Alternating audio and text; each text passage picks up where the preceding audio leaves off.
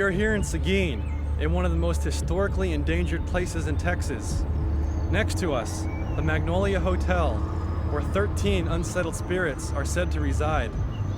This 170-year-old establishment first opened its doors to weary travelers in 1844, and since then has sheltered a multitude of interesting people, including a Texas Ranger, a psychic, and a notorious axe murderer. This vacant building has seen love, light, and death. But what this building holds is a secret that was taken to the grave. Will we learn this secret? Find out on this episode of Strangetown when we investigate the Magnolia Hotel.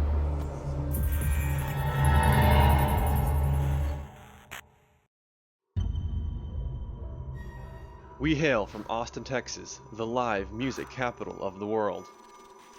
We are not scientists or scholars, but two musicians with a passion for tracking down the paranormal. My name is Mark Morrow. I'm here to find answers to what I cannot explain. My name is Billy Driver, and I've experienced hauntings my entire life. Welcome to Strangetown.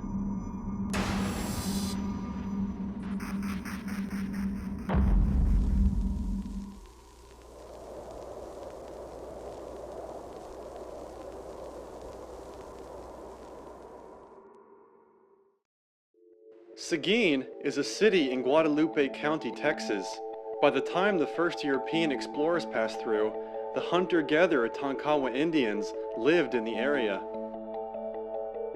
Eventually, Spanish, Mexican, and Anglo settlers started farms and pecan ranches on the land.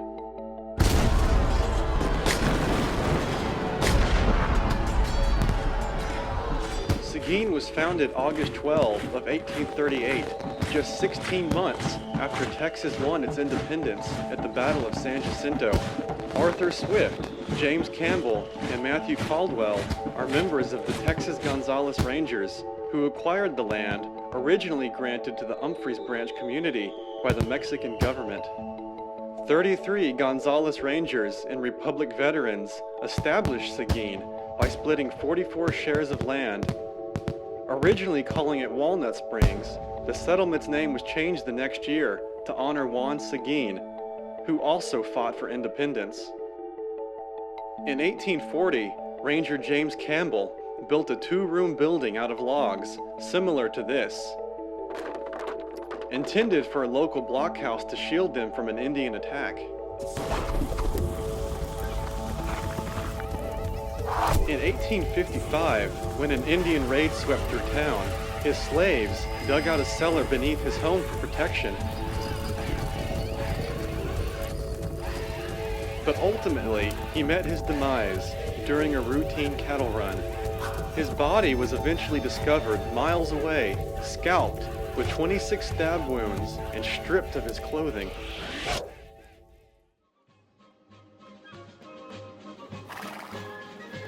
By 1846, German settlers arrived by wagon and inhabited the city.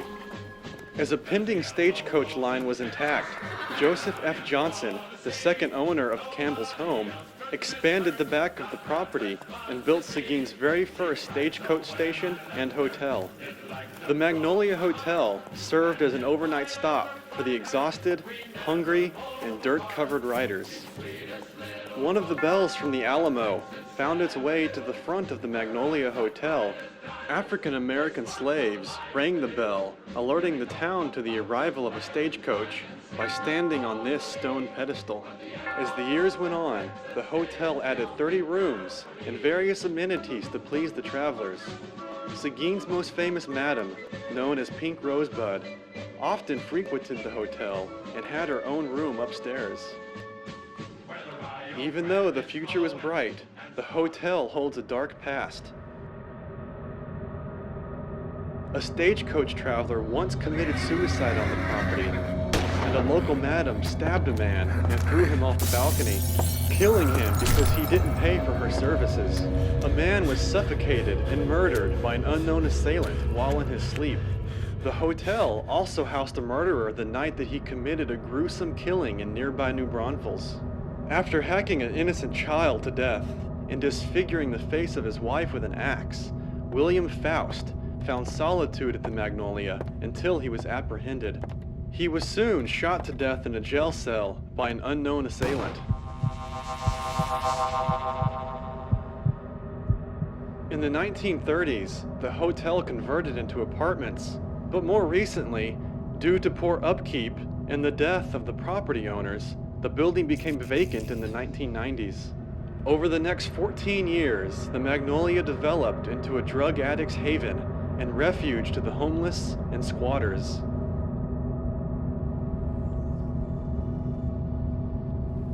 In 2013, Jim Getty and his wife, Erin Wallace, purchased this previously abandoned property with the hopes and dreams of restoring these fragile walls and retaining its forgotten history.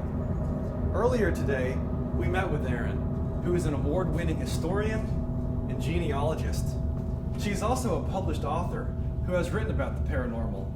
One of her books, Haunted Seguin, she reveals a secret that only a murdered child can tell. Erin leads us into the room that originally started the hotel, now known as the smoking room. It was actually a 2-room log cabin that was built in 1840 by James Campbell. And James Campbell was one of the original founders of Seguin.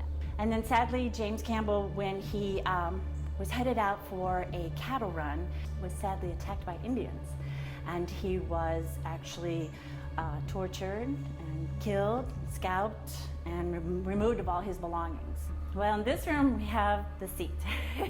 What happened was when we first bought the building, again, it was very messy, and I had a friend with me, and we were cleaning up and everything, and he went and he sat down, and as he's sitting down, I could see him bopping up and down. And so he's like, something is pushing me up. There were lots of children that lived here at one time. And so to me, that would be the perfect little hiding spot for a kid. So those are my 2 things that I believe. It's either James Campbell or one of the children.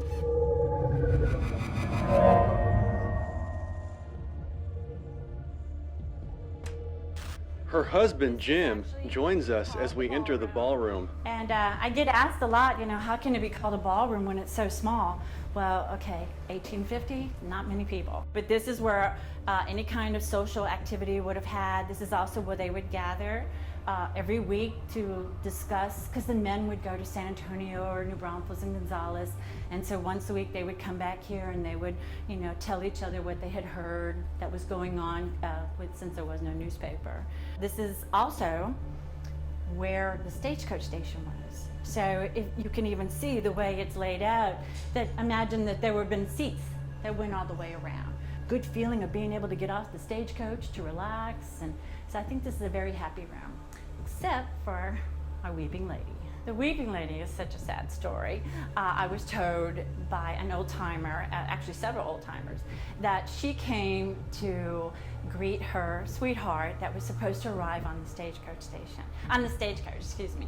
And but then when the stagecoach arrived, he never got off. So they actually said that she stayed like 10 days to 2 weeks here waiting for her sweetheart to get off the stagecoach, which he never did.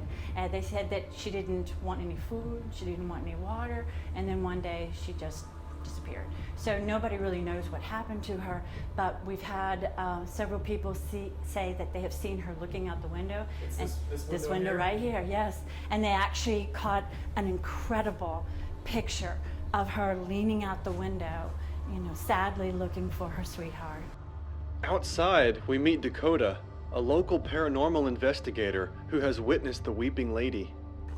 Me and another team member were driving by one night, and as we came down here, he was telling, it was before I had found out about the Magnolia and everything, he was telling me, oh, this building's supposed to be haunted, this, that, and the other. And we got right about to right there, and I looked up out of the passenger window, and I could see a blue figure of a woman standing there, leaning against the side of the window, just looking out at us. She was just looking out like she was trying to see what we were doing and making sure we weren't doing anything harmful to the building. She seems to be very protective of it. Wanting to capture my own photographic evidence, I attempted to photograph whatever is seen in these windows. Could the reason for these ghostly pictures be caused by the years of dirt and grime that have developed on these windows? There is a phenomenon of recognizing patterns called pareidolia, which is a type of misperception being perceived as something clear and distinct. Are these images a result of this phenomenon, or are they actual spirits appearing through the windows?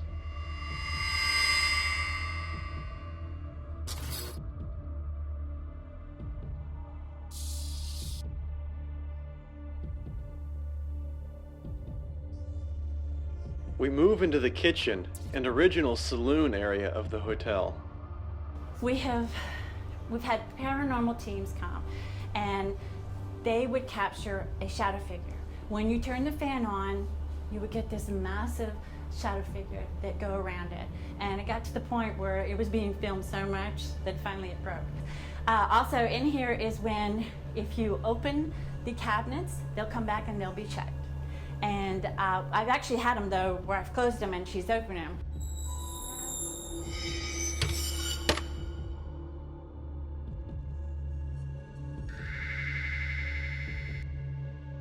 Now this room is very, very special.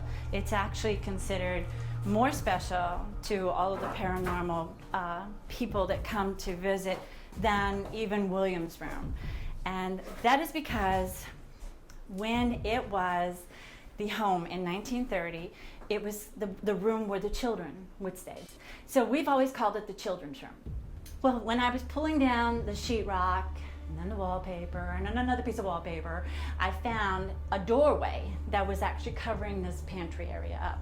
And I was so excited about it because I'm like, you know, I've heard there's always something hidden behind a wall. So I called up my husband and I said, Jim, I found a hidden wall, a hidden doorway. And he's like, well, take a picture and show it to me. I said, okay. So I leaned up and I take one picture and look, and I do another, and I do a third one. And when I look down the third one, I caught my first ghost picture. And it's actually a picture of the children, and you can see them standing in front of me. It's one child, and then there's an arm that's doing this behind that child, and then there's another little face. So I was a little taken back, but then when I looked at the picture, I could feel nothing but happiness, like they were giggling at me. This ball is so special because we had our first paranormal team over to do an investigation who happened to also be friends of ours. And Jim and I were in the other room, and we could hear Robbie and Wiley just yelling at us, come see Jim, you know, and Wiley comes and he pulls me and he goes, watch the ball. And I'm like, well, okay, what ball? Okay, and so he goes, watch. And Robbie said, can you move the ball? And it rolls right to him. We believe it's Emma. Where are we headed? We're actually headed to the Indian Raid Shelter. And it's a cute story because James Campbell built the building, and he built the building out of wood that was supposed to be made for the fort because there were no problems with the Indians. So he said, okay, well, no sooner that he built the house, the Indians came. So he had the slaves come and dig out this Indian Raid Shelter. So you're going to see it goes from one end of the building to the other. And in 1850, the Indians came back and raided again. And when they did so, all the women and children stayed inside this shelter, making bullets and sharpening their knives. So, okay, watch your head.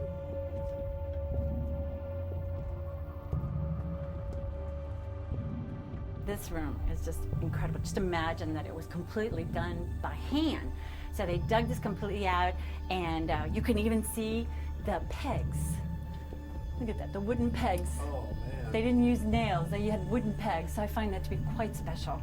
But this is where they... Wow, did you just see that? Yes, I did. That black mask? Yes, I did. Okay, I'm not imagining things. Wow. It was back in that corner. That was awesome. I've never seen a mask down here. I heard your voice. Wow. This is the first time I've seen the mask down here. Everybody talks about it, but I've never gotten to see That it. was very apparent. Wow, Jimmy, that was cool. Jeez. Well- You know, when we first visited with you, you said something about the North Texas paranormal group Yeah. of some sort. Mhm. But they had a video from it here. Oh, yeah. And it looked like they had a camera in that corner looking this way. Right. And they see a black mass Right.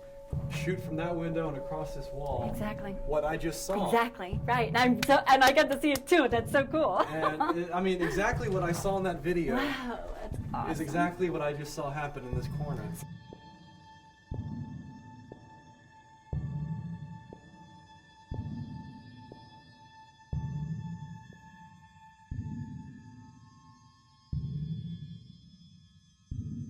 Tanisha Sutton drops by in the old servant quarters, which is in the back of the Magnolia, and later discovered she was a direct descendant to Seguin's famous fortune teller, Idella Lampkin, who did readings in the hotel. Tanisha may also have a family lineage to a second spirit here. I believe there's something out there. Didn't believe that I was the person for it to come to me. I've never seen a ghost. I've never seen a spirit. But I can tell you there's something here. We perform a live EVP session where, after asking a few questions, the audio is immediately played back to listen for answers. EVPs, or electronic voice phenomenon, are unexplained voices captured through recording equipment. So if you're in here right now, what is your name?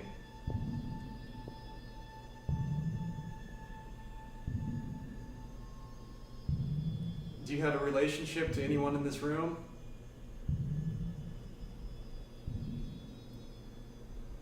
Can you make this K2 meter light up for us? Okay, because she's here.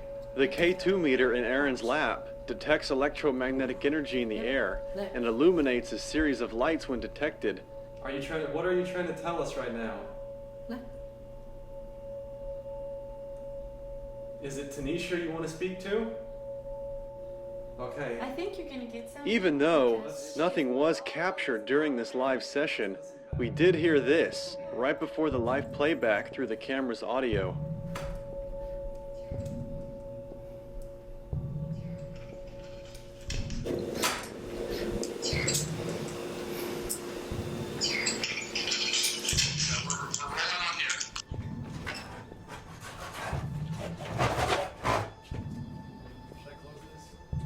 It doesn't. Oh, give it breeze. Yeah.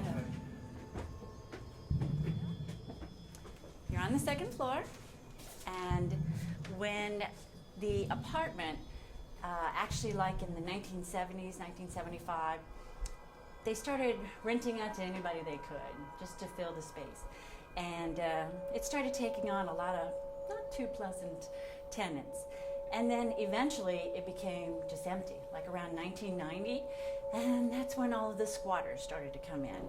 This room, when we started cleaning it out, there was nothing but drug paraphernalia. I mean, it was everywhere. It was completely filthy. So the overall feeling of this room, once we cleaned it out, just has a really bad aura about it. So that's pretty much what happened in this room, and it's not our favorite room. You tell me what you feel. I think that's the most interesting part about this room is as soon as I bring somebody in here, they usually give me the same opinion. They get an overall sense of just a really heaviness. It is hard to breathe, and a lot of people get nauseated. We have found out that this is the room where a man that really wasn't, just nobody really cared about him. He didn't have any money and didn't have any family, and we found out that he was actually strangled by suffocation, and that would be correct? Yeah. And so that's why we feel that there's that heavy sense of not being able to breathe. And because he had no family, no money, and nobody really cared, nobody even sought who the murderer was. So we don't really know what happened.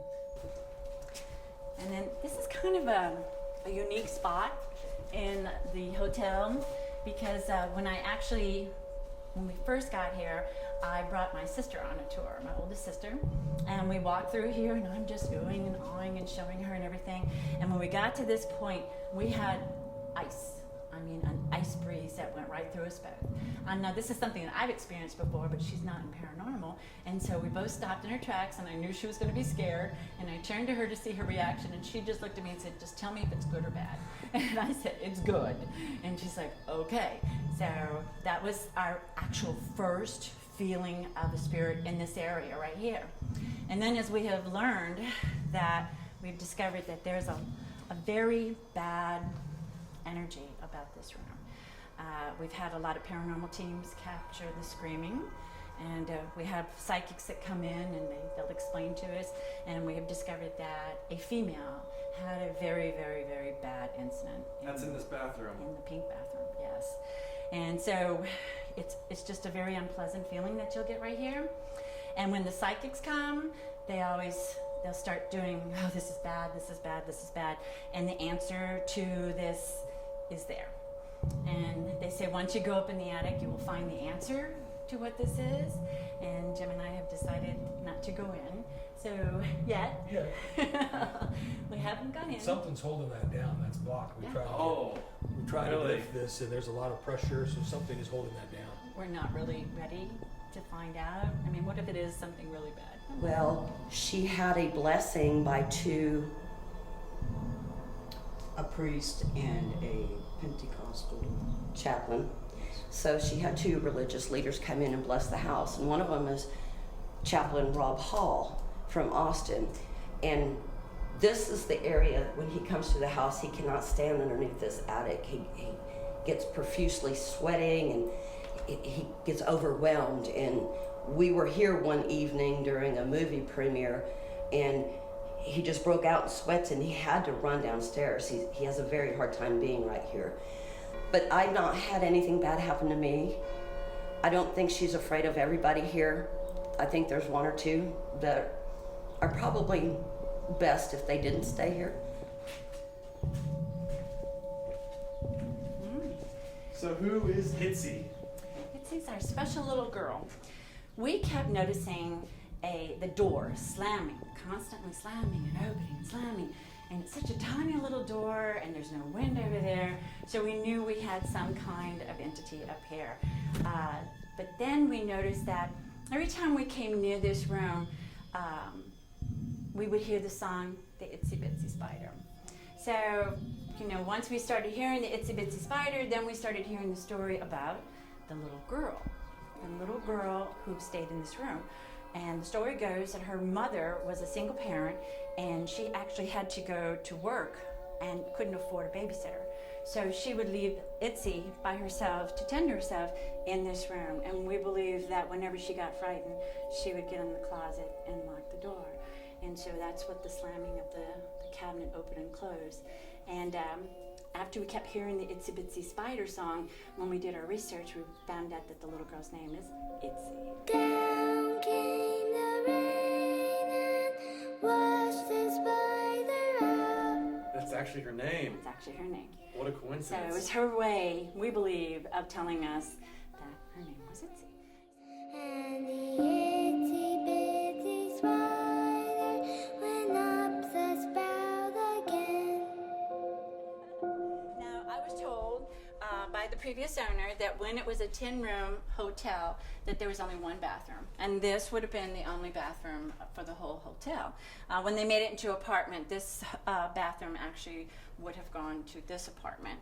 But the thing that was captured here is, in the beginning, I was taking pictures of every room so that I could have it on hand and also post so that everybody could see it. And while I was standing here, I could actually feel a presence, and then I could actually feel an arm around my waist, but it was a very loving, non-threatening feeling. So when I began to take my picture, I actually said, "I can feel you, I know you're here." And I took the picture, and when I did, you can actually see me, my shadow here, and then you can see a shadow of a man standing right next to me.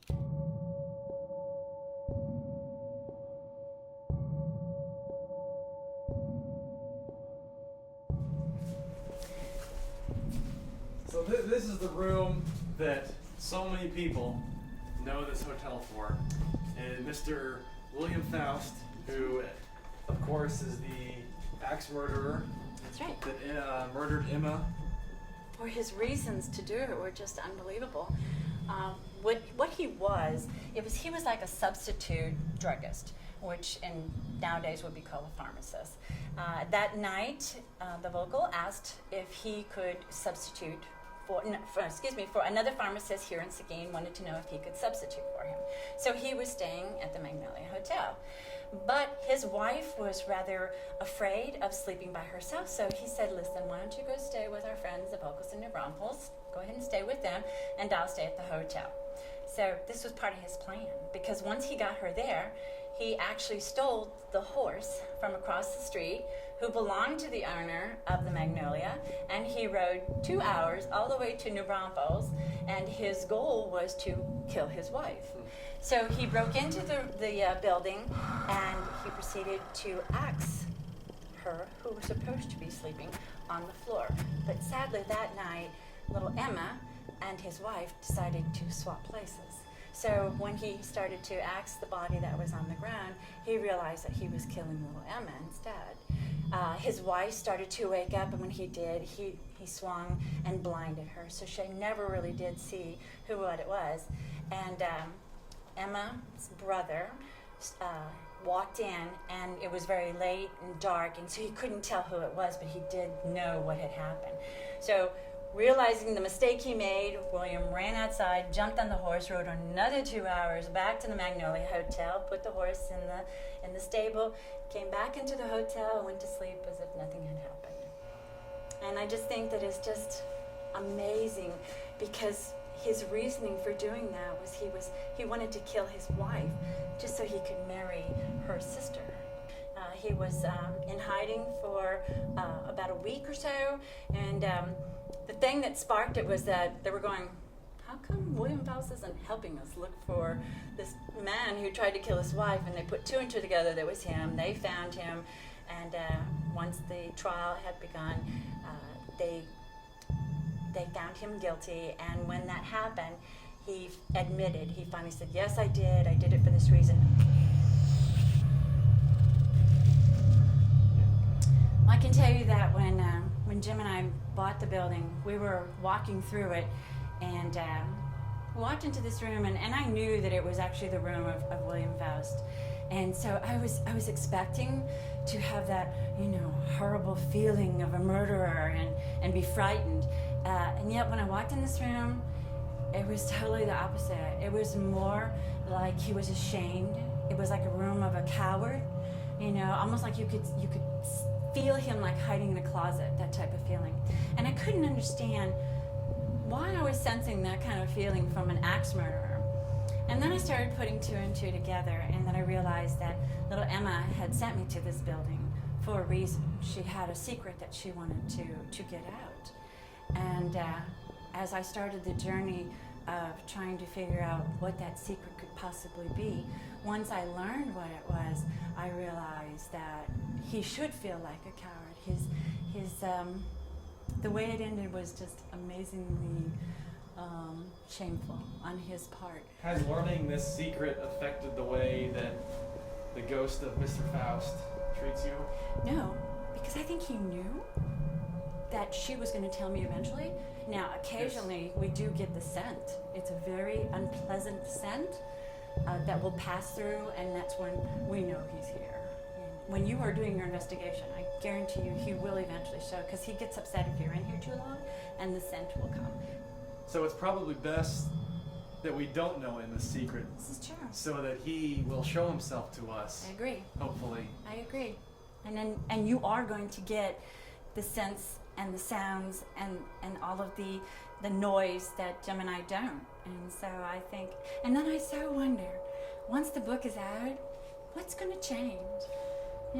Is anything going to change? Is he still going to be here? Is he going to treat you and everyone else who visits the same way as us, no longer, being a threat? So we'll find out.